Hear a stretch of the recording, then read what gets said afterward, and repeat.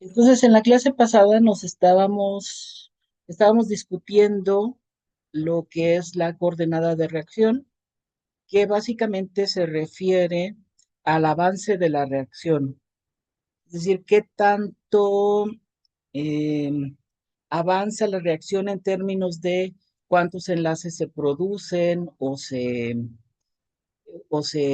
rompen durante el proceso de esta reacción y cómo eso implica el cambio de energía libre durante dicha reacción.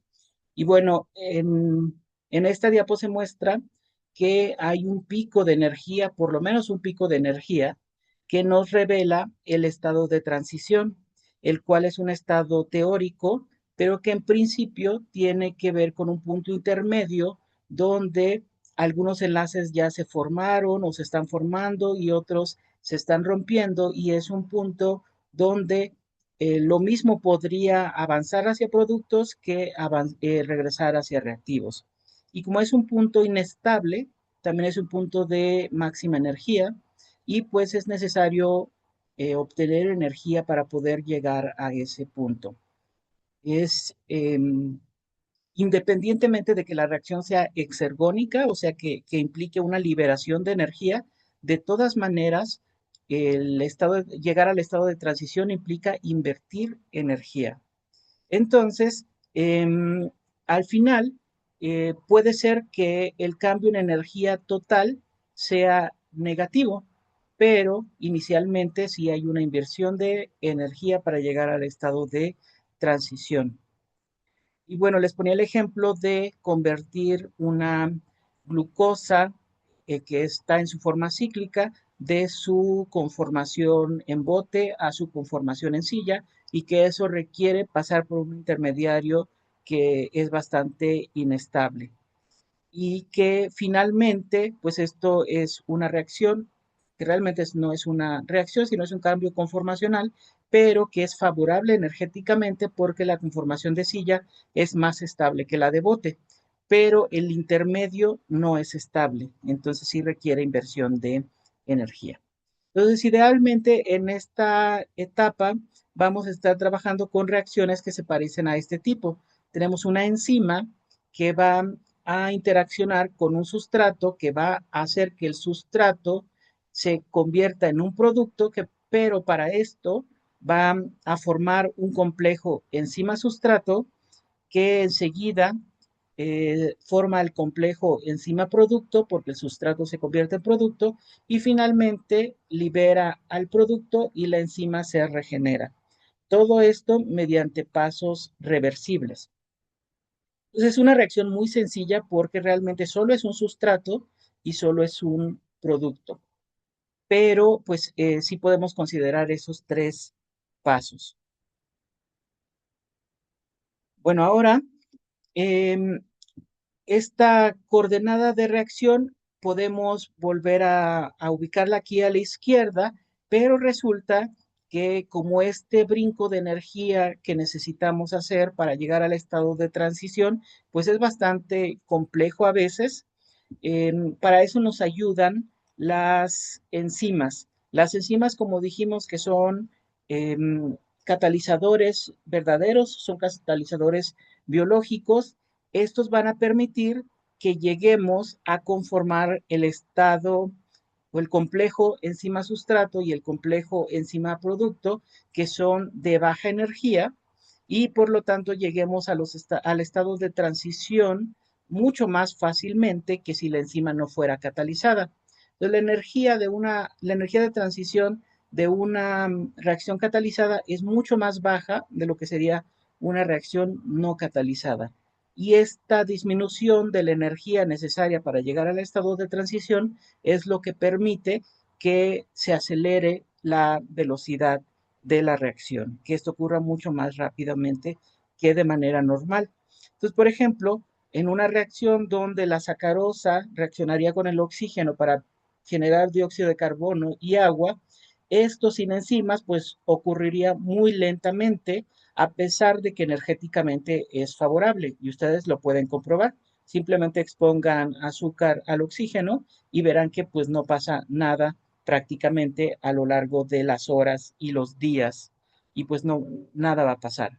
Sin embargo, en las células que sí tienen a las enzimas indicadas para poder realizar todas las reacciones que son necesarias para metabolizar la sacarosa, pues este proceso es bastante rápido.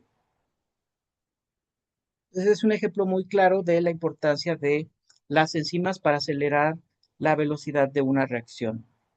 Entonces, es necesario también mencionar algunos conceptos importantes sobre las reacciones que son catalizadas por las enzimas.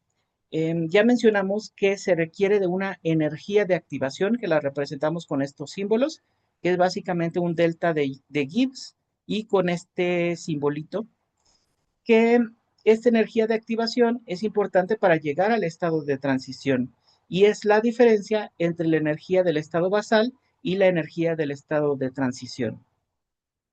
Una reacción puede darse además en varios pasos, o sea, en varias reacciones, y de todas maneras tener una energía principal para llegar al estado de transición, el más importante.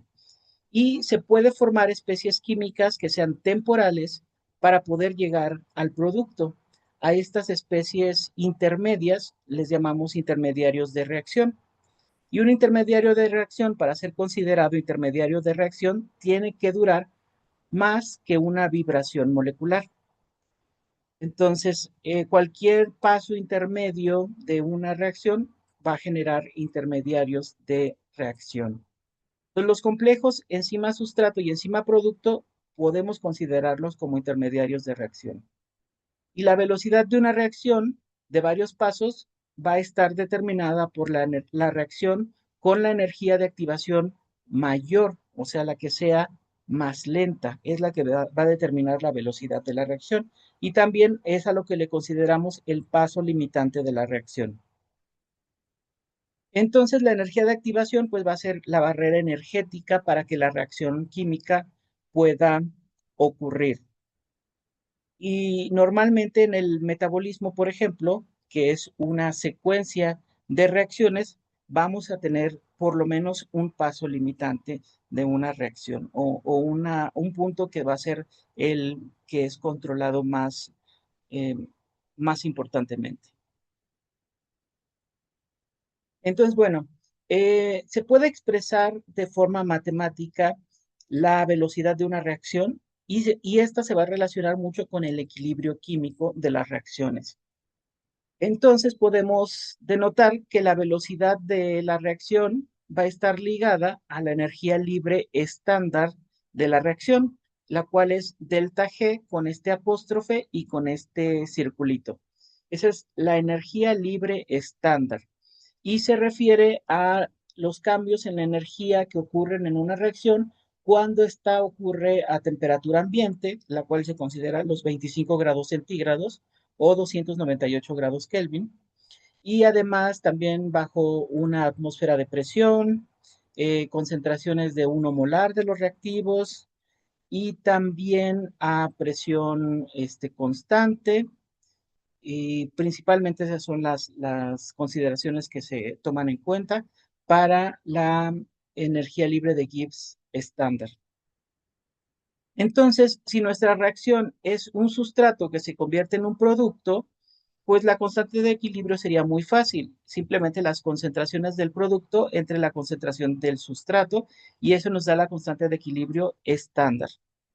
La energía libre estándar, ustedes deben conocer esta fórmula, es menos RT por el logaritmo natural de la constante de equilibrio, donde V es la velocidad de la reacción y K es la constante de la velocidad y eso nos va a dar la velocidad como igual al producto de la constante de velocidad por la concentración del sustrato. Es decir, conforme haya más sustrato, se va a favorecer la velocidad de la reacción. Por otro lado, estas principalmente a este tipo de velocidades son atribuibles a aquellas reacciones que sean de primer orden, o sea, donde la reacción solo tiene un sustrato. Pero podemos tener reacciones donde participen dos sustratos o donde sea un solo sustrato, pero que reaccione de a dos moléculas para poder generar la reacción. Entonces, en este caso, la reacción de velocidad es la constante por el sustrato 1 por el sustrato 2 y eso es igual a la velocidad. Y también aparece aquí esta otra em, fórmula que nos habla de la constante de Boltzmann y de la velocidad de la reacción. Entonces, si la velocidad de la reacción solo depende de S, o sea, de un sustrato, tenemos una reacción de primer orden, pero si la velocidad de la reacción depende de S1 y S2 o de S cuadrada, entonces tenemos reacciones de segundo orden. Y se vuelve un poco más complejo determinar la velocidad de la reacción.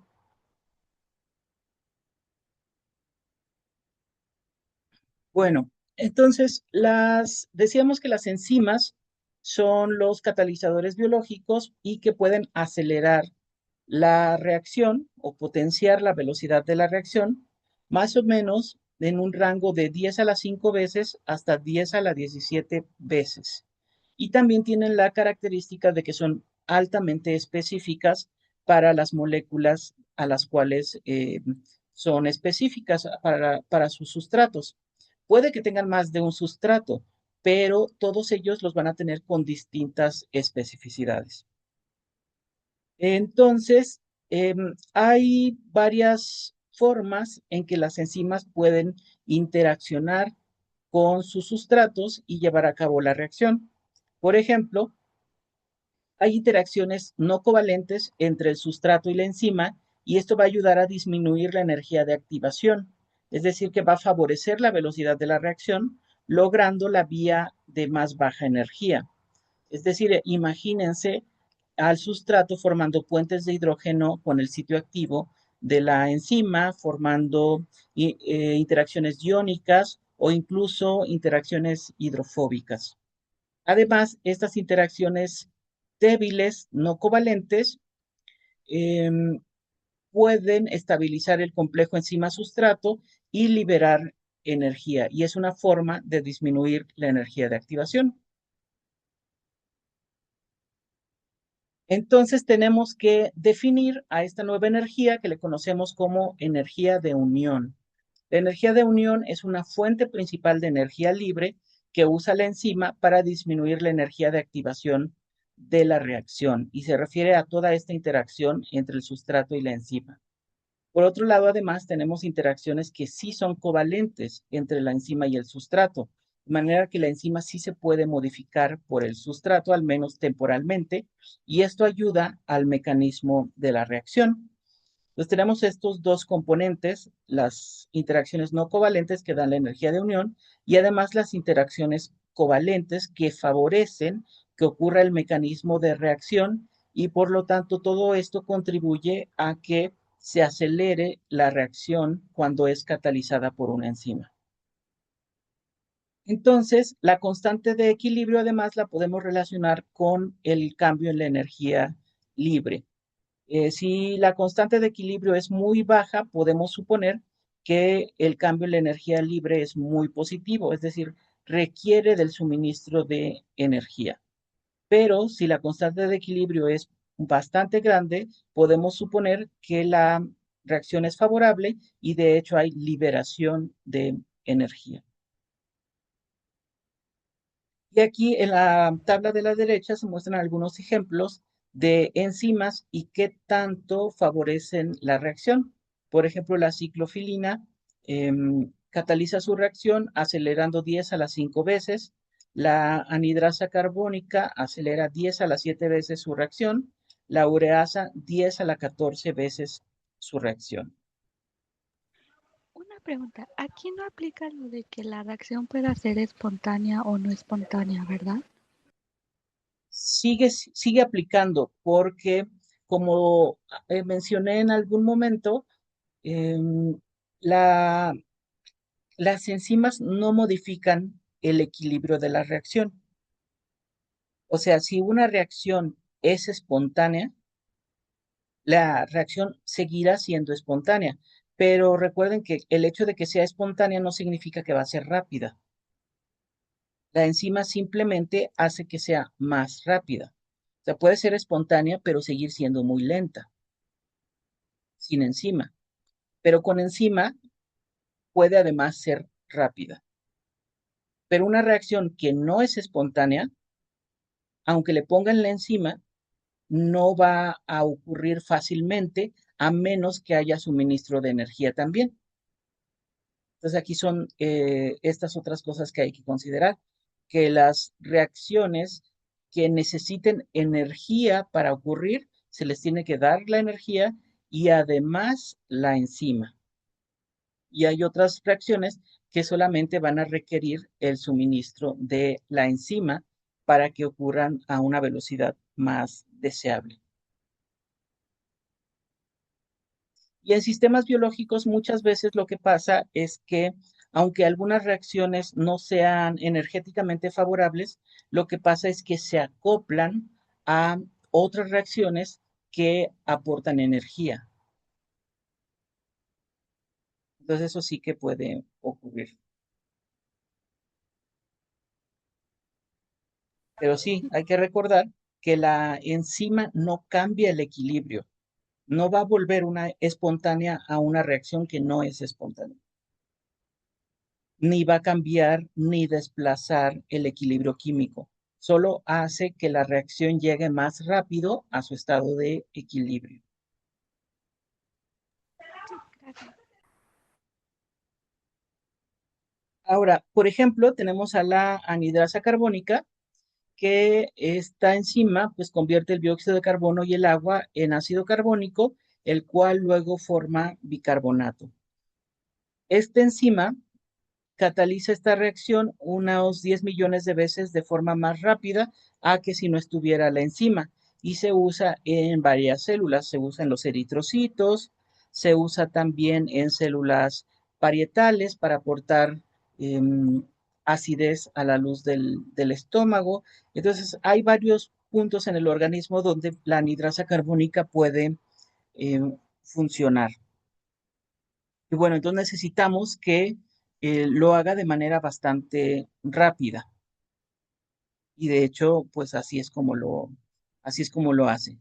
De otra forma, no obtendríamos esos cambios en el pH tan rápido como los necesitamos.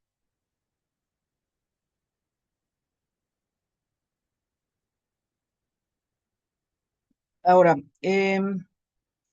les decía que debe haber interacciones débiles entre la enzima y el sustrato y que estos además pueden ser estabilizados durante el estado de transición. Aquí hay que mencionar a dos modelos de la interacción enzima-sustrato. Uno muy viejo, pero que encontró algún sustento en su tiempo, que fue el modelo de llave y cerradura, en el cual se consideraba que el sustrato era complementario a la enzima. Es decir, que la enzima tenía como un huequito donde se unía el sustrato de manera básicamente perfecta y por eso es que la enzima podía convertir al sustrato en producto. Y como ejemplo se muestra a la dihidrofolato reductasa, que contiene al tetrahidrofolato y al NADP, y vemos cómo tiene su hendidura, y aquí se agrega el NADP prácticamente perfectamente, y sin haber prácticamente ningún cambio en la conformación. Entonces, pues como que respalda un poco el modelo de llave y cerradura.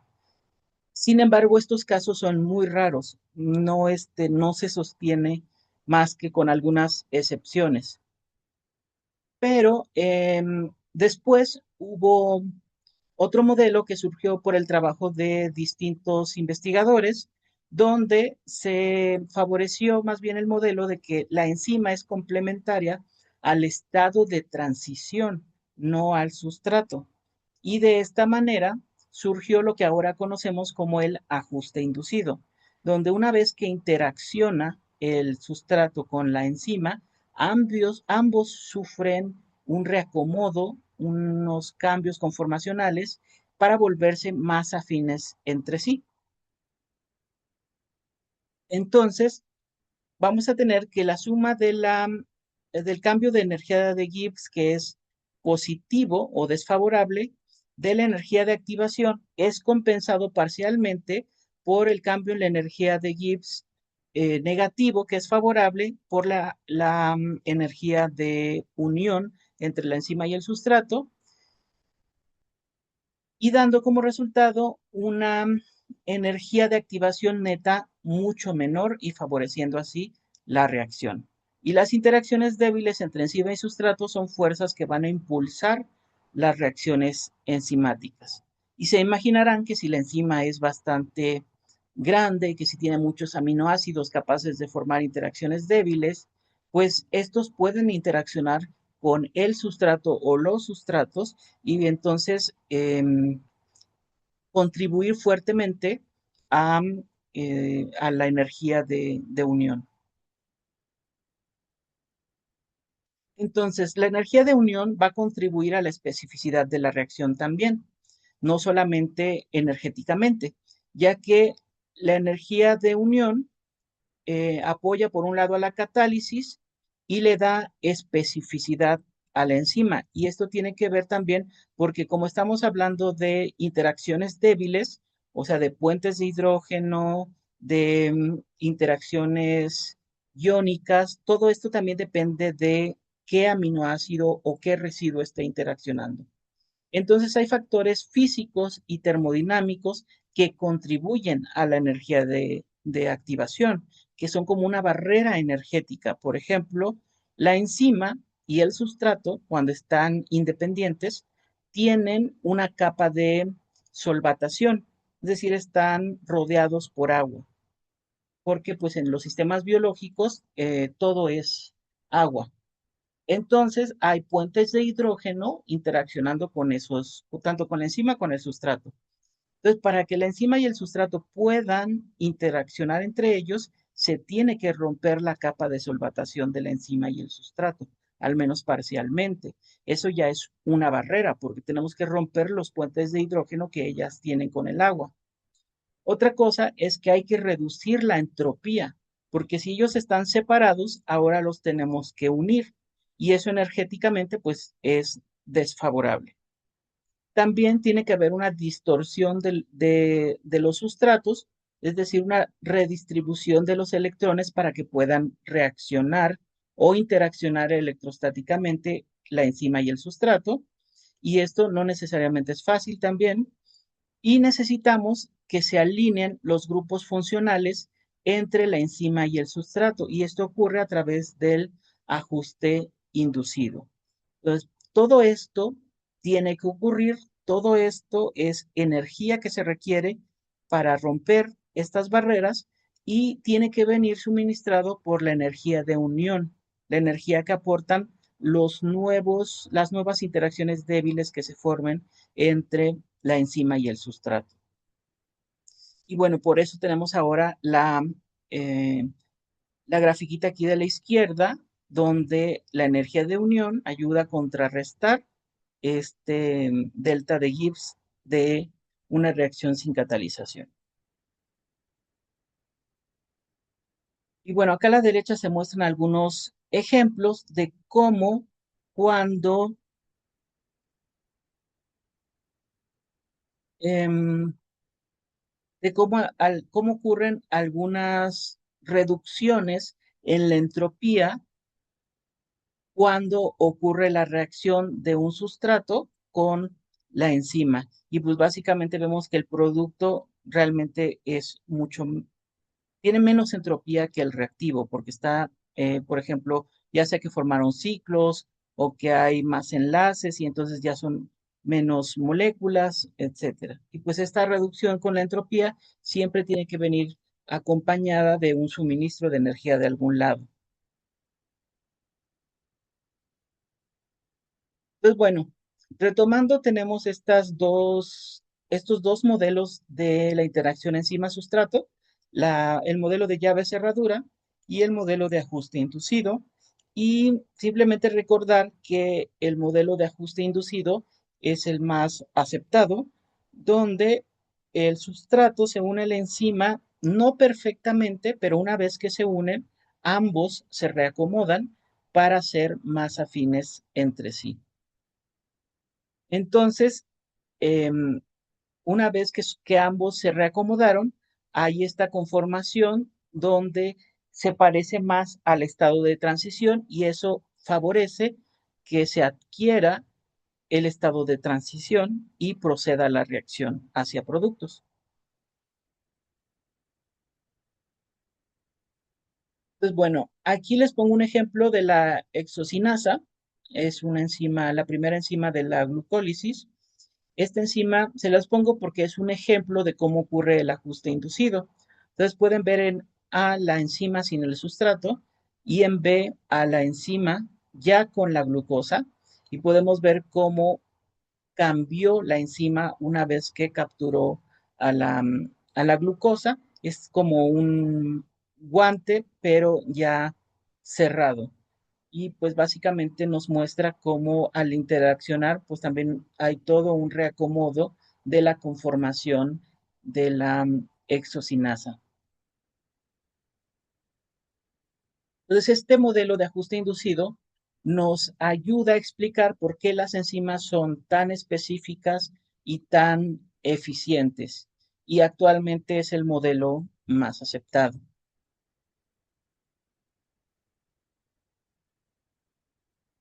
Y bueno, otras cosas que les había mencionado de cómo es que las enzimas contribuyen a la reacción es que también participan en la catálisis.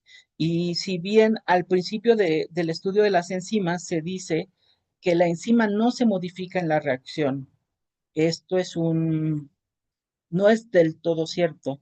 La enzima se puede modificar en la reacción, simplemente que al final de la reacción regresa a su estado inicial. Entonces, eso es algo a considerar. Pero la enzima sí puede participar en la reacción y lo hace de varias formas, por ejemplo, a través de una catálisis ácido-base, una catálisis covalente o una catálisis de ion metálico. Son los principales tipos de catálisis en los que participa. Por ejemplo, en la catálisis general ácido-base hay una transferencia de un protón para estabilizar especies cargadas y asegurar la formación de los productos deseados. Básicamente hay protones, hay hidroxilos que provienen del agua y hay otros protones que pueden venir también de ácidos débiles y estos pues van a participar en la reacción. Por ejemplo, hay algunos aminoácidos que tienen estos tipos de protones o aminos que pueden recibir protones y tenemos grupos aceptores de estos protones porque van a tener pares de electrones, como los aminos. Entonces, cuando haya estos grupos, se favorece que haya una catálisis ácido-base, es decir, que haya un grupo donador y un grupo aceptor de protones. Uno de ellos podría ser la enzima y otro podría ser el producto y de esta forma participar en que el sustrato pueda avanzar em, hacia la formación del estado de transición. Luego también tenemos la catálisis covalente, en la que se forma un enlace covalente nuevo, temporal, entre el sustrato y la enzima. Y este enlace covalente hace que se puedan redistribuir las cargas probablemente del sustrato y se favorezca algún mecanismo de reacción en el sustrato. También tenemos la catálisis de ion metálico, donde ocurren interacciones iónicas entre el metal unido a la enzima y el sustrato y hay una reorientación del sustrato, incluso en reacciones de oxidación-reducción. Entonces, estas tres son algunas de las principales y muchas veces lo que pasa es que las enzimas usan varias estrategias para llevar a cabo sus reacciones. Pero bueno, el punto es que aunque participen en la reacción, aunque promuevan que el sustrato se llegue a su estado de transición, eventualmente la enzima pueda regresar a su estado original, porque cuando suelte al producto, la enzima tiene que estar lista para volver a interaccionar con otra molécula de sustrato. Y bueno, Para estudiar cómo funcionan las enzimas de manera cuantitativa y cómo es que se da el mecanismo de la reacción, se estudia la cinética enzimática. La cinética enzimática trata de estudiar la velocidad de la reacción y cómo cambia en respuesta a los cambios de los parámetros de los parámetros experimentales, y se considera esta ecuación de la reacción más sencilla, que es una enzima más el sustrato, que forma el complejo enzima-sustrato. Aquí nos ahorran el complejo enzima-producto, pero se forma a partir de eso la enzima y el producto. Y nos muestran las constantes de cada reacción. Por ejemplo, K1 es la constante de velocidad que da lugar a la formación del complejo enzima-sustrato. K-1 es cómo se separa el complejo enzima-sustrato para regenerar a la enzima y el sustrato. Y K2 es la constante con la que la enzima-sustrato genera al producto. Aquí es muy importante mencionar que el factor clave que determina la velocidad de la reacción es el sustrato y que típicamente el sustrato va a estar en exceso. Solamente que el sustrato también se va a ir acabando conforme avanza la reacción. Entonces vamos a considerar que eh, al inicio, con la velocidad inicial, el sustrato se mantiene más o menos constante porque es mucho mayor que la concentración de la enzima, ya que la enzima se necesita en realidad en concentraciones muy pequeñas, en el rango de lo nanomolar, mientras que el sustrato, como se va a ir consumiendo para generar producto, lo necesitamos en exceso. Entonces podemos pensar que la reacción de enzima-sustrato que genera el complejo enzima-sustrato es bastante rápida porque el sustrato está en exceso, pero que la reacción donde se libera el producto es más lenta. Y bueno, los estudios que dieron lugar a la interpretación cuantitativa de estas reacciones y todo el análisis matemático se basa en los trabajos de Michaelis y Menten. Y ahorita vamos un poquito más a detalle a eso. Entonces, en esta gráfica se muestra que al inicio, antes de llegar a un estado estacionario de esa reacción, el sustrato se va a ir consumiendo. No necesariamente se va a acabar, dependiendo de si lo tenemos, de qué tan en exceso está. También sabemos que el producto, primero no hay nada, después se va a ir aumentando su producción y se va a seguir aumentando mientras haya sustrato disponible. También tenemos que la enzima inicialmente está en un estado de enzima libre, pero que poco a poco se va a ir consumiendo la enzima libre porque va a empezar a formar el complejo enzima-sustrato, hasta llegar a un punto donde se mantiene estable el complejo enzima-sustrato. ¿Por qué? Porque se acabó la enzima libre, es decir, se saturó toda la enzima.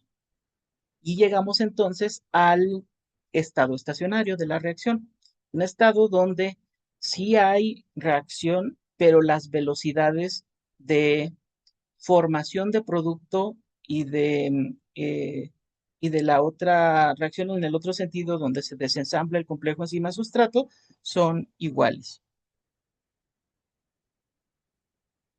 Entonces, la velocidad de la reacción anterior debe ser un paso limitante y su velocidad va a depender de el complejo enzima sustrato, es decir, la última reacción que les mencioné.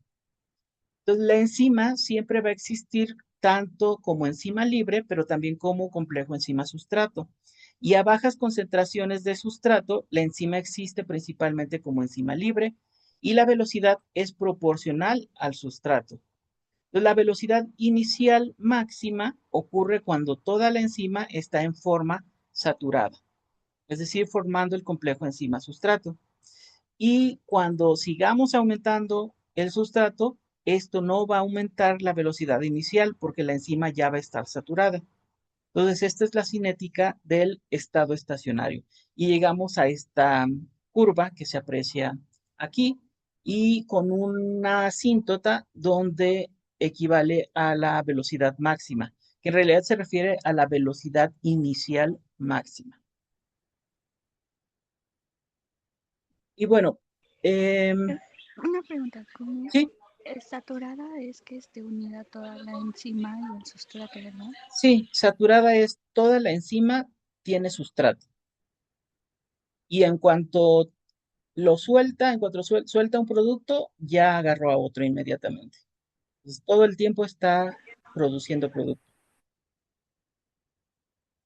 Sí, gracias. Entonces, con la ecuación de Michaelis-Menten se puede ver cómo la velocidad de la reacción depende de la concentración de sustrato y lo podemos evaluar cuantitativamente. Entonces, aquí en el libro mencionan cómo a partir em, de nuestra ecuación de reacción podemos llegar a esta ecuación donde dice que la velocidad inicial es igual a la velocidad máxima por el sustrato entre Km más la concentración de sustrato, donde Km es la constante de Michaelis. Y vamos a ver cómo es que se llega a eso. Entonces, en la reacción inicial realmente no tenemos producto. Así que la reacción reversible de producto más enzima para regenerar el complejo producto enzima, pues es despreciable. Por eso no se pone como reversible, sino se queda irreversible de enzima sustrato a enzima producto. Al inicio, pues no hay producto. Y la velocidad inicial, pues va a depender de K2 por el complejo enzima sustrato. Y solamente K2 porque dijimos que ese es el paso más lento y es el paso limitante. Entonces aquí hay que considerar que la velocidad de formación del complejo enzima sustrato es K1, o sea, la constante K1 por la concentración de enzima más, perdón, multiplicando la concentración de sustrato. Pero la concentración de enzima va a ser la concentración de enzima total menos la concentración de enzima sustrato, ya que una parte va a estar formando el complejo. Y la tasa de ruptura del complejo enzima sustrato es K-1 por el complejo enzima sustrato más K2 por la concentración del complejo enzima sustrato. Esto es básicamente son los principios de la ley de acción de masas, con la que también se pueden formar, básicamente son mm, para cualquier reacción y cuando ustedes quieran establecer la velocidad de una reacción, siempre pueden establecer así inicialmente sus tasas de velocidad. Entonces, en un paso 2 se considera un equilibrio en etapas iniciales, el cual va a depender, donde la velocidad inicial va a depender del complejo enzima sustrato. Entonces, aquí simplemente suponemos que la formación y la ruptura del complejo enzima sustrato es igual por los principios de equilibrio. Las velocidades de formación y ruptura son iguales. Entonces, igualamos los dos términos de arriba en la 614. Y en el paso 3 simplemente hay un reajuste de términos para poder simplificar la ecuación. Se suman K-1 y K2, eso multiplicando al complejo enzima sustrato. Y del otro lado se hace la multiplicación de K1 por cada uno de los términos. Entonces, luego se agrega el término K1 por complejo enzima sustrato por sustrato en ambos lados y se reacomoda y queda la ecuación 617. Luego también un poco más de este reacomodo que simplemente em, eliminar K1 y entonces queda la ecuación 618. Y entonces aparece ahí un conjunto de constantes que son las que ya conocimos, pero están todas relacionadas entre sí. Entonces, si uno relaciona varias constantes, pues eso es otra constante. Entonces, lo único que hacen es decir, pues bueno, K2 más K menos 1 entre K1, vamos a llamarle a eso Km. Entonces, así es como surge Km. Y Km se vuelve un parámetro de cualquier enzima, que está realmente conformada por una combinación de todas las constantes de velocidad de las distintas reacciones en las que participa esa enzima. Y la ecuación se convierte en complejo enzima-sustrato igual a enzima total por sustrato entre Km más sustrato. Y si esto se define ahora en términos de enzima-sustrato a la velocidad inicial, queda la ecuación 620. Entonces, nosotros ahora vamos a suponer que toda la enzima está saturada, que es cuando llegamos al estado estacionario. En ese caso, entonces, el complejo enzima-sustrato, esa concentración es igual a la enzima total. Y entonces la velocidad máxima puede definirse como K2 por enzima total. Y la ecuación de Michaelis-Menten queda como velocidad inicial es igual a velocidad máxima por concentración de sustrato entre Km más sustrato, que es la que típicamente se conoce. Y de esa manera ya tenemos que la velocidad inicial de una reacción depende de una constante Km, que es un parámetro de la enzima, la velocidad máxima inicial de una enzima. Entonces, esos dos son parámetros típicos de una enzima y la concentración del sustrato con el que trabaja la enzima. Entonces, ya es mucho más fácil de trabajar con esos datos. Y bueno, cuando la velocidad inicial es igual a velocidad máxima entre 2, se sustituyen estos valores y nos queda que entonces la velocidad inicial es igual a un medio de la velocidad máxima. Y entonces Km se vuelve igual a la concentración del sustrato. Por eso, eh, entonces, cuando nosotros querramos relacionar la concentración del sustrato con Km o conocer el valor de Km a partir del sustrato, hay que hacer esta relación, la de un medio de la velocidad máxima. Pues la ecuación de Michaelis-Menten representa el comportamiento de muchas enzimas, aunque no de todas, pero sí de muchas. Siempre que vean una curva así, asintótica, pueden suponer que es una enzima de Michaelis y Menten, que tiene una cinética Michaelis y Menten, incluso cuando hay ecuaciones en las que pueden ocurrir a través de varios pasos, de todas maneras puede seguir una cinética de Michaelis y Menten. Y Km y Bmax son características de cada enzima y frecuentemente se usan para describir la cinética del estado estacionario.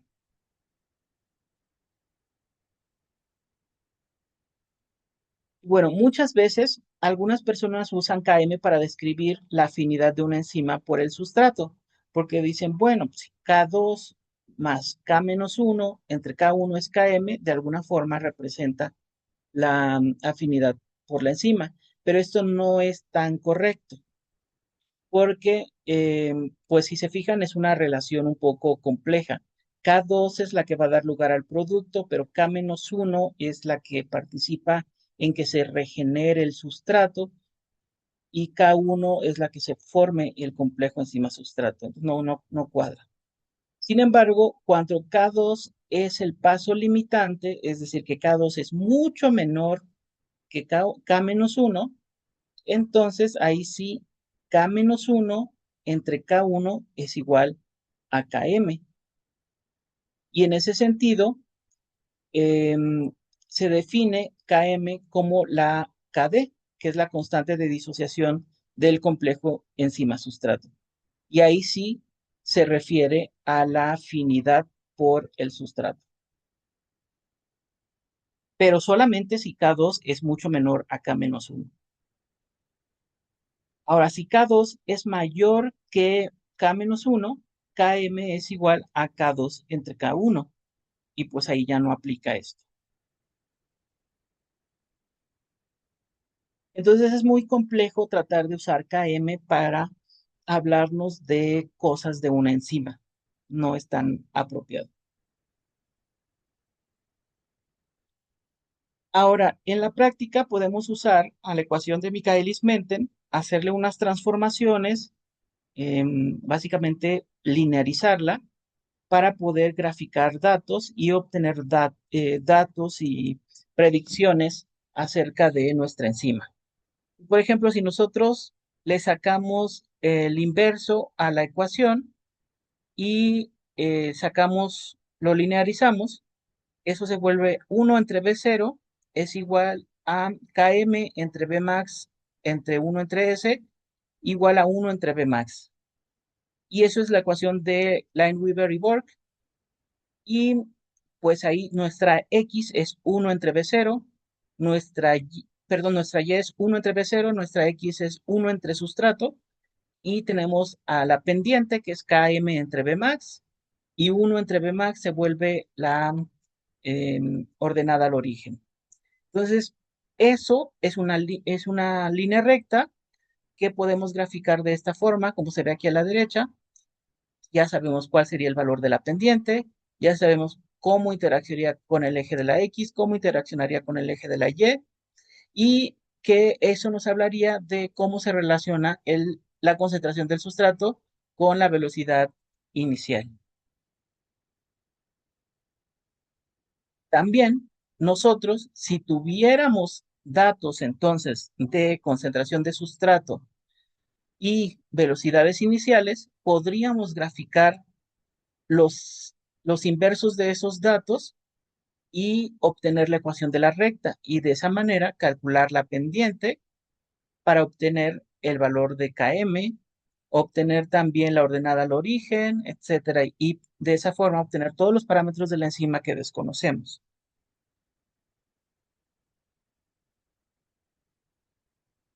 Entonces ya dijimos que Km no es tan buena para hablarnos de afinidad de la enzima, pero surge otro parámetro que es Kcat o la constante catalítica y Km que permiten comparar enzimas entre sí.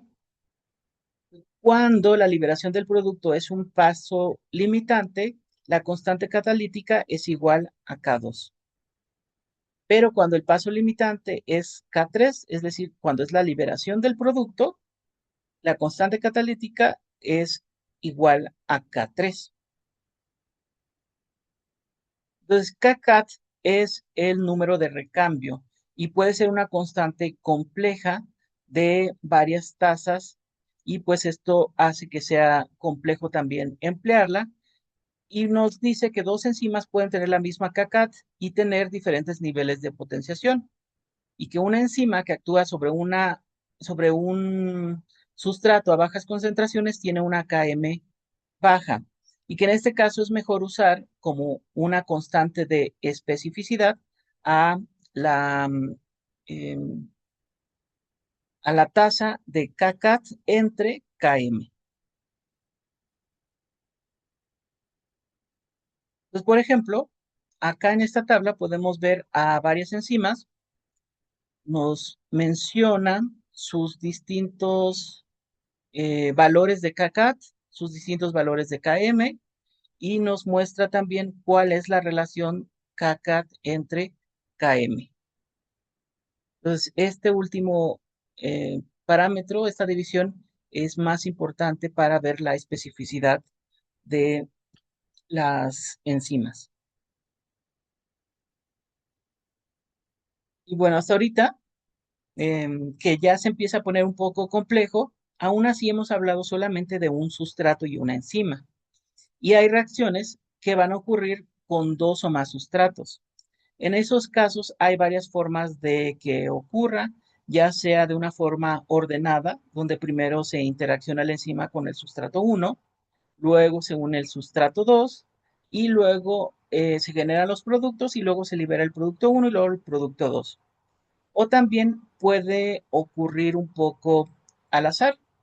La enzima asociarse con el sustrato uno y luego con el 2, o primero con el 2 y luego con el uno, generar los productos y luego liberar al 2 o al uno y luego al siguiente. En esos casos se forma un complejo ternario, pero también puede decir que no haya formación de complejo ternario, es decir, que la enzima interaccione con S1 y forme al producto uno y solo después interaccione con el sustrato 2 y forme el producto 2. Em, Además, hay otra forma de representarlo, que es que la enzima interaccione con el sustrato A, luego con el sustrato B y luego se forme em, los productos P y Q y se vaya liberando cada uno. Básicamente lo anterior, pero ahora con una nomenclatura diferente.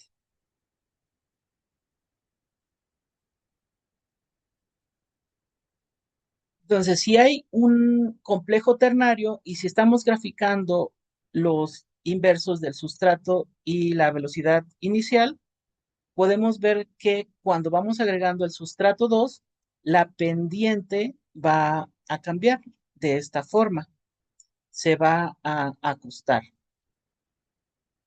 Pero por otro lado, si no hay complejo ternario, en realidad cuando agreguemos el sustrato 2 va a haber un desplazamiento de la gráfica y no va a cambiar la pendiente. Entonces, analizando los datos cuantitativos, podemos conocer algo del mecanismo de la enzima. También se ha estudiado que el pH puede afectar a la actividad enzimática y esto tiene que ver con que pues la enzima al contener aminoácidos y especialmente en el sitio activo pues va a tener la capacidad de que sus grupos puedan modificarse por el pH, ya sea que se vuelvan que capturen protones o que suelten protones y entonces eso permita que cambien sus propiedades electroquímicas y por lo tanto su capacidad catalítica también. Entonces, cada enzima va a tener una capacidad diferente de funcionar a diferente rango de pH. Van a tener su pH óptimo y conforme nos movamos de ahí, pues ya no van a ser tan capaces de funcionar. Por ejemplo, la pepsina funciona a pH ácido, pero la glucosa 6-fosfatasa funciona a pH básico.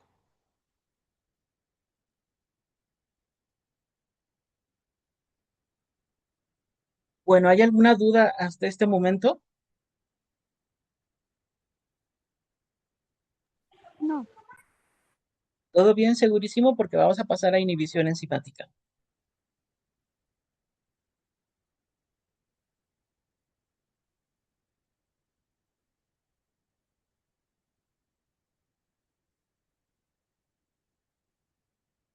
Bueno, si no hay dudas,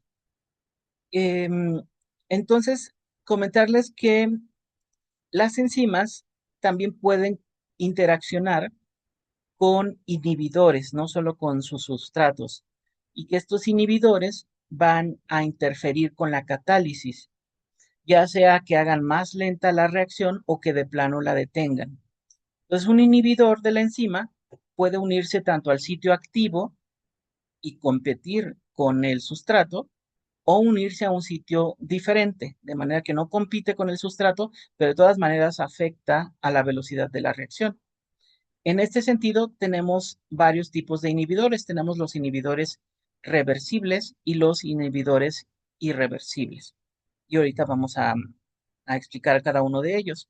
Como ejemplo, puse a la prolina racemasa, que participa en el metabolismo de la prolina, que va a interconvertir a los isómeros D y L. Entonces, el pirrol 2 carboxilato es un inhibidor de esta prolina racemasa. Como ven, se parece mucho a la prolina y lo que hace es que, pues, al parecerse mucho, va a interaccionar con la prolina racemasa y de esta forma impedir que ésta pueda llevar a cabo su función con el aminoácido con el cual debería transformar de D a L.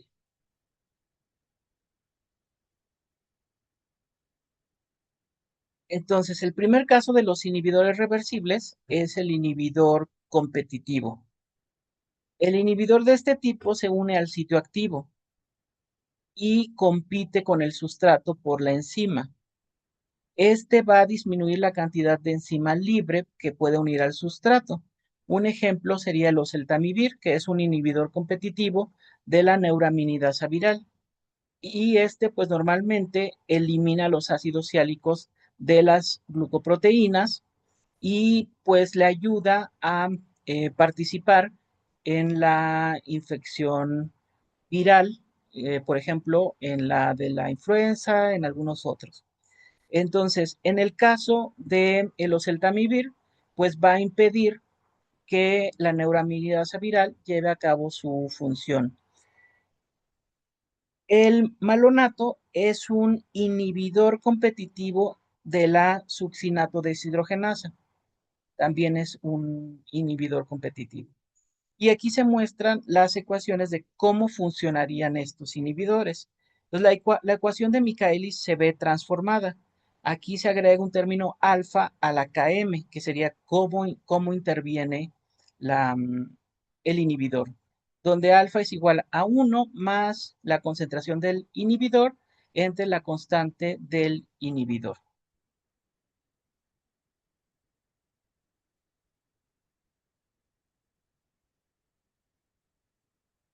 Entonces, bueno, ahí lo que ocurre es que se afecta la Km en la inhibición competitiva. Y eso pues tiene que ver con que se ven afectadas las constantes de la reacción.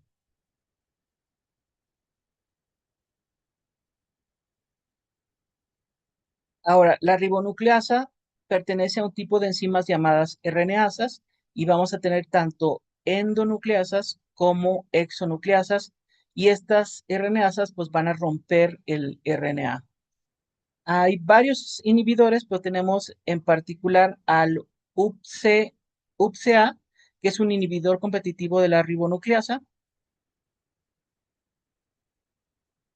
Y pues aquí em, se compara el sustrato de la ribonucleasa y el inhibidor competitivo de la ribonucleasa. Y pues básicamente solo cambia un oxígeno por un grupo metilo. Básicamente, este CH2 es el punto de diferencia y pues que le permite que pueda unirse también al sitio activo e impedir que el sustrato reaccione con la enzima.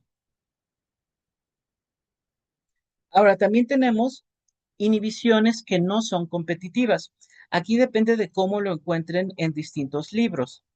Lo pueden encontrar, le puse inhibición a competitiva, pero lo pueden encontrar como inhibición on-competitive, anticompetitiva, no competitiva, o sea, hay diferentes formas de encontrarlo y se vuelve un poco complejo. Pero aquí el punto es que este inhibidor se une al complejo enzima-sustrato, pero no a la enzima libre y esto hace que se distorsione el sitio activo y se inhibe la capacidad catalítica de la enzima. Entonces, impide la actividad catalítica, pero no la unión del sustrato. Y de esta forma, aquí donde interviene, donde se pone el alfa, es hacia un cercano al sustrato. Y aquí nuevamente alfa es 1 más concentración del inhibidor entre constante de inhibición. Como ejemplo, tenemos que la enzima gamma-glutamil transpeptidasa es una enzima encargada de la homeostasis de cisteína, síntesis de leucotrienos y metabolismo de glutatión. Y esta enzima confiere a los tumores resistencia a la radiación y a la quimioterapia. Este inhibidor sintético, el OU749, es un inhibidor acompetitivo de la GGT y ayuda pues justo a el tratamiento contra el cáncer, porque se va a unir a esta enzima, pero en un sitio diferente al, em, al sitio activo. Entonces recuerden, el A competitivo no se une al sitio activo y se une al complejo enzima-sustrato. Tenemos la inhibición mezclada.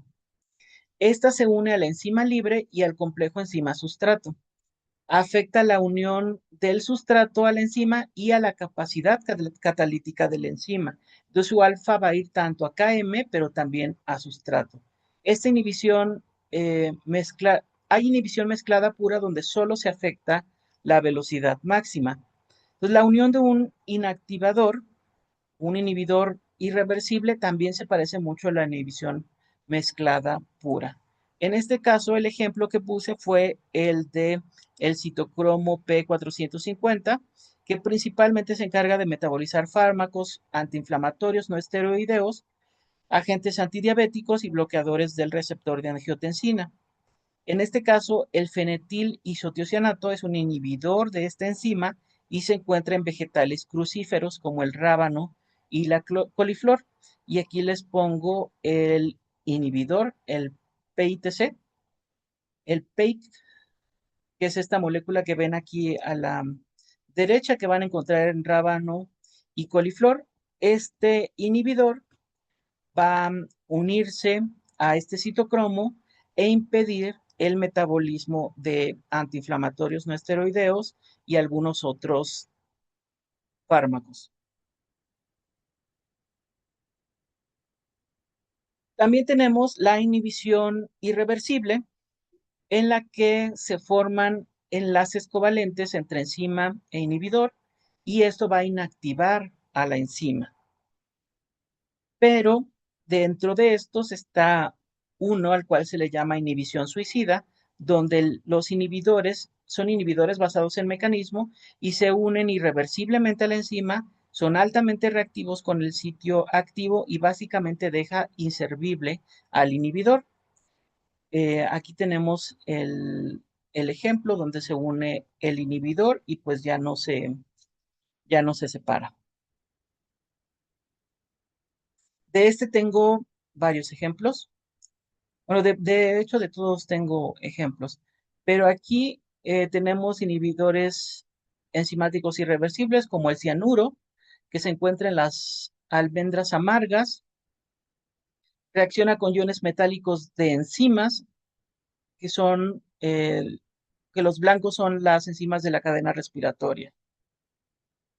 Tenemos al gas sarín, es un gas sintético, se le conoce como gas nervioso y también es un inhibidor irreversible. Tenemos a la penicilina, es un inhibidor irreversible de la síntesis de la pared celular de las bacterias. Y a estos otros que pueden ver después más a detalle.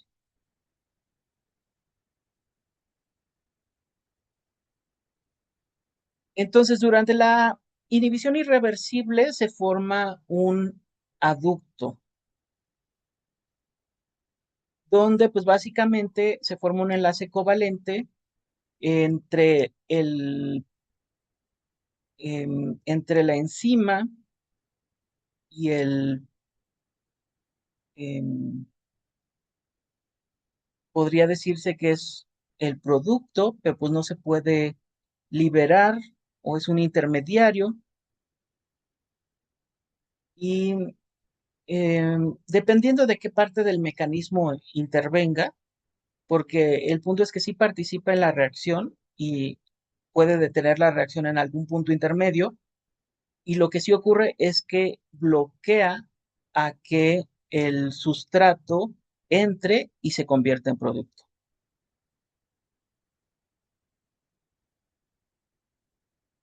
Y bueno, sobre la cinética de los distintos inhibidores, en la inhibición competitiva dijimos, el inhibidor se va a unir a la enzima en el sitio activo y de esta forma impedir que se una el sustrato. Entonces la enzima o se une a la enzima o se une al inhibidor y no hay de otra. Y en cuanto a las curvas em, de, de reacción, ¿cómo se ven? Pues básicamente le es mucho más difícil llegar a su velocidad máxima, si es que llega, porque depende de cuánto inhibidor haya, y pues obviamente va a requerir más sustrato para llegar, para alcanzar una velocidad máxima o una velocidad alta. Y cuando grafiquemos con la versión lineal de Lineweaver y Borg, podemos ver que con la presencia del inhibidor se logra esta gráfica donde dependiendo de qué tanta sea la inhibición o la concentración del inhibidor, la pendiente se vuelve cada vez más pronunciada.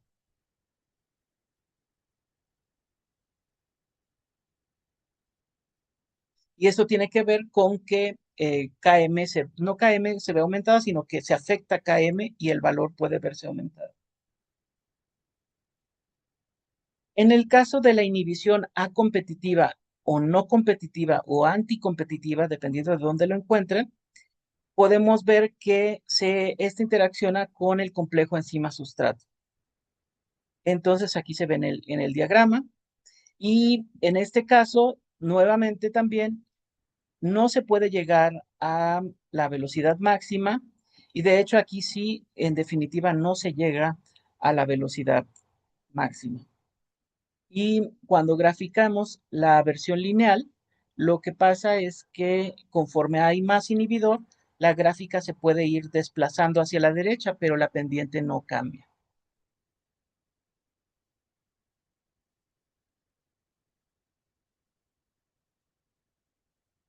Luego, ahí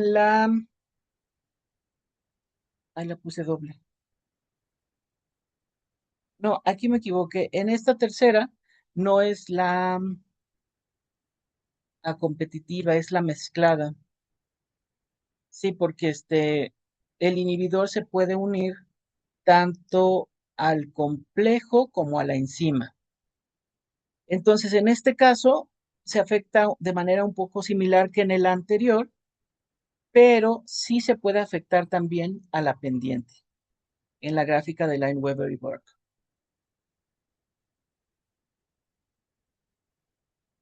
Entonces, aquí lo que está mal es el título en esta diapositiva.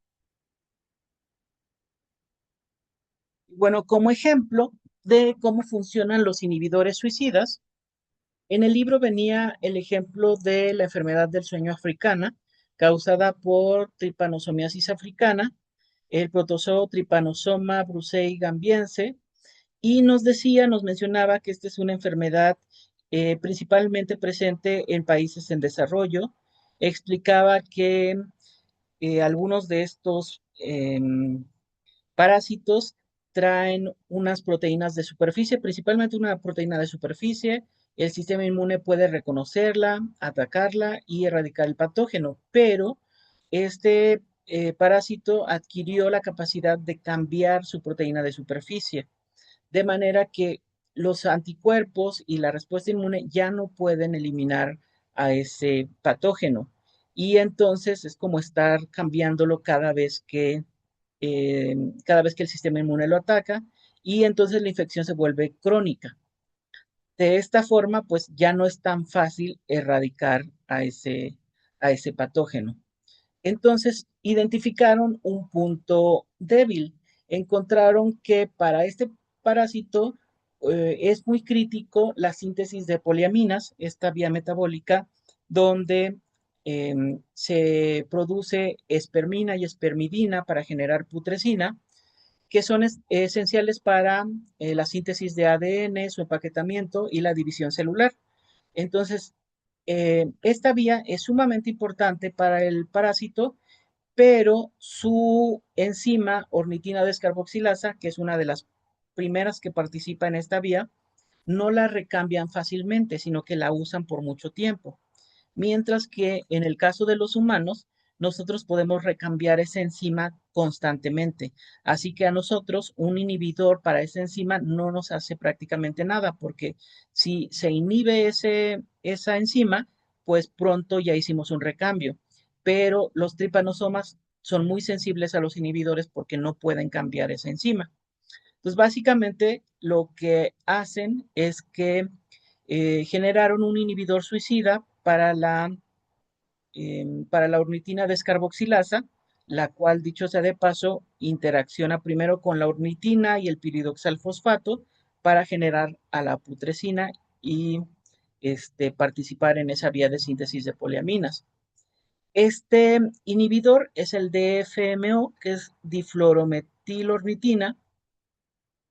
Este inhibidor se une al sitio activo de la ornitina descarboxilasa en lugar de la ornitina. La enzima inicia la reacción normal, los átomos de flúor desvían el flujo de electrones, se forma un aducto con el piridoxalfosfato y el azufre de una cisteína del sitio activo forma un enlace covalente con el aducto y la enzima queda inactivada permanentemente. Entonces, en el parásito, la enzima queda inservible. Si acaso la enzima que también queda inservible en humanos, pues no pasa nada porque en humanos generamos nueva enzima. Entonces, las células humanas eh, las recambiamos rápidamente, pero los tripanosomas no, y los parásitos mueren. Entonces, de esta forma, se usa un inhibidor suicida para poder tratar la enfermedad del sueño africana. Y ese es el ejemplo que nos mencionaban en el libro, que estaba muy interesante el caso. Pero hay muchos ejemplos de enzimas. Tenemos también, por ejemplo, a la quimiotripsina, que es una proteasa. Esta enzima hidroliza los enlaces peptídicos que están adyacentes a los aminoácidos aromáticos, como el triptofano, la fenilalanina y la tirosina. Promueve la hidrólisis de estos enlaces peptídicos hasta 10 a la 9 veces y lo hace mediante un mecanismo ácido-base y también de catálisis covalente. Y bueno, esta tripsina es importante para hacer esta ruptura en estos sitios específicos. No es la única proteasa, hay muchas proteasas. Por ejemplo, también para el tratamiento del VIH se emplean proteasas también. Bueno, se emplean inhibidores de proteasas. Algunos inhibidores de las proteasas del VIH pues fueron desarrolladas para impedir la ruptura de los péptidos y la formación de las partículas virales, ya que no sé si lo sepan, pero todas las proteínas del VIH se sintetizan como una sola proteína, bueno, como un solo péptido, y es necesario que se rompan para poder generar las distintas proteínas y se forme la partícula viral. Entonces, una de las estrategias para tratar el VIH es inhibir las proteasas que generan estos cortes. Y aquí en esta imagen les muestro algunos inhibidores de estas proteasas que son muy utilizados para el tratamiento contra el VIH.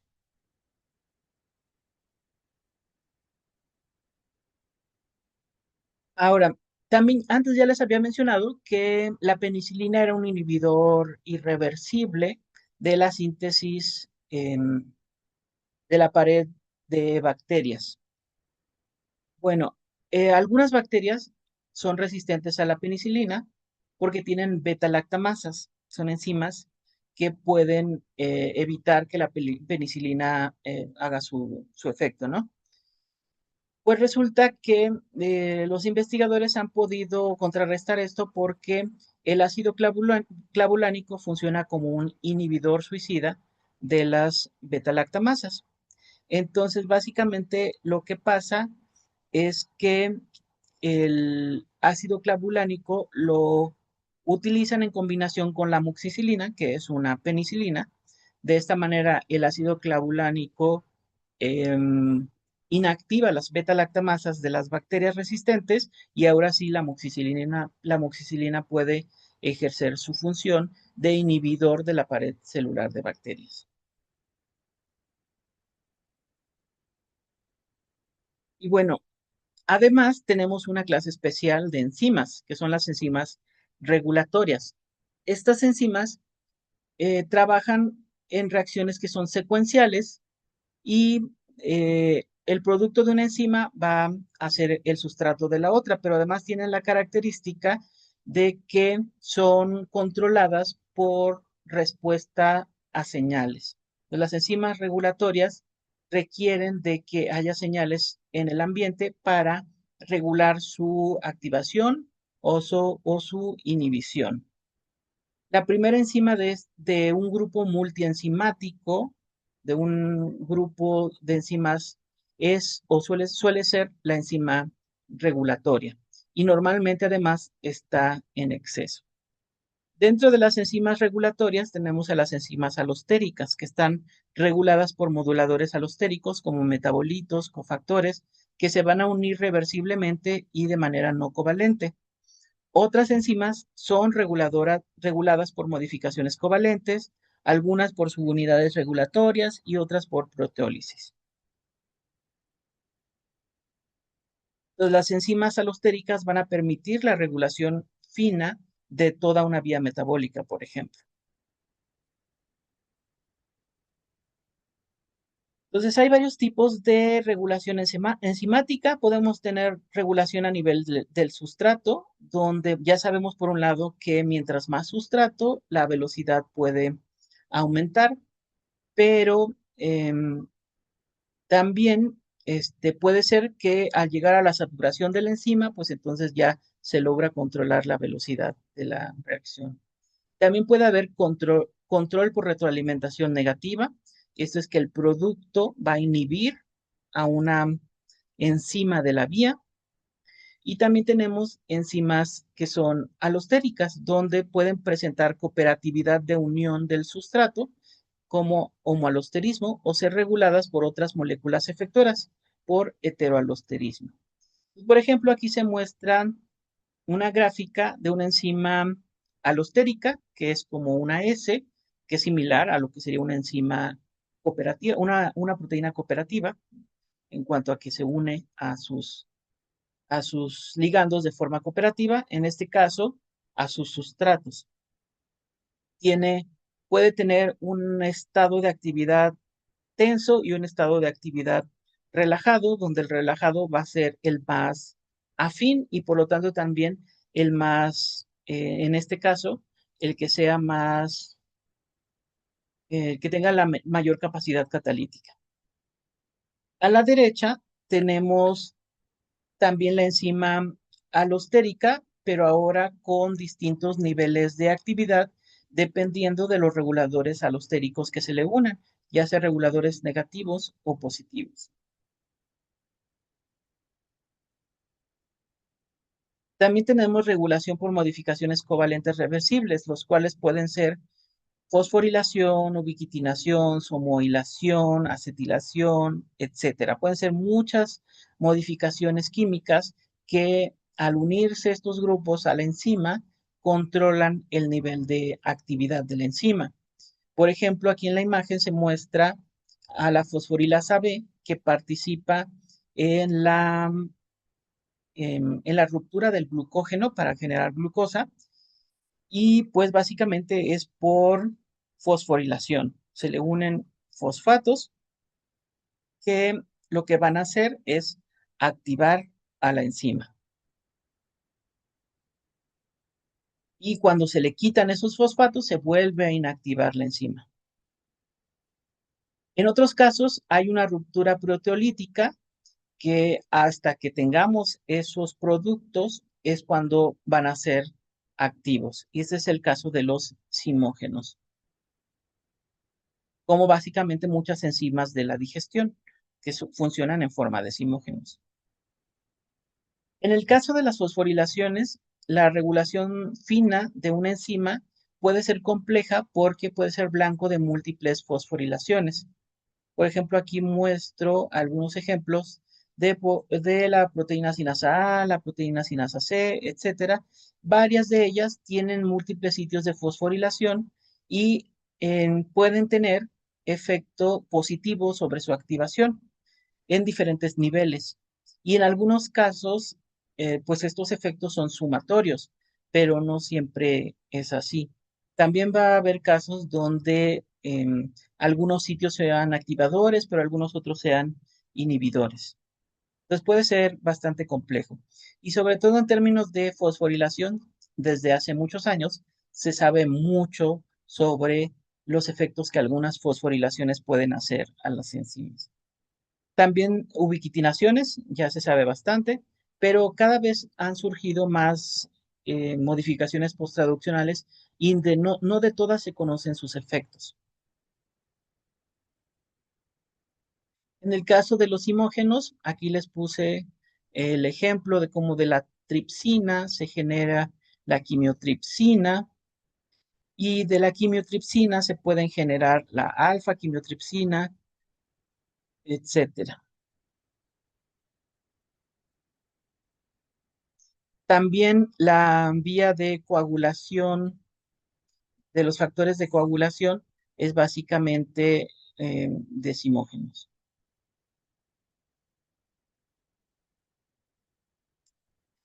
Bueno, ¿qué pasa cuando algunas enzimas no funcionan? Pues resulta que puede haber muchos efectos. Solo por poner un ejemplo, puse parte de una tabla de algunos síndromes que surgen cuando algunas enzimas de la vía de RAS o MAPSinasas no están funcionales. Surgen las rasopatías o síndromes neurocardiofaciales o cutáneos. Es solamente un pequeño fragmento de una tabla que hablaba de rasopatías. Pero en realidad, pues enzimas, como ya saben, son muchísimas y el efecto va a depender de qué enzima está siendo afectada, en qué tejidos participaba esa enzima y cuáles eran los procesos en los que participaba. Bueno, entonces como ven, este tema de las enzimas es un tema súper interesante, bastante complejo también, pero pues es un tema muy importante en bioquímica y del cual además se sabe muchísimo, porque prácticamente la bioquímica fue creciendo conforme se fue avanzando en el conocimiento de las enzimas. Ahorita la bioquímica es mucho más que eso, pero digamos que las enzimas son una parte esencial también de la bioquímica. Bueno, ¿hay alguna duda? No por ahora. Muy bien, muy bien. Entonces, creo que vamos a dejarlo hasta ahí y estén pendientes de que les subamos alguna actividad y creo que ya la próxima semana nos toca examen también, para que lo tengan presente. Pero igual les vamos a ir avisando por el chat.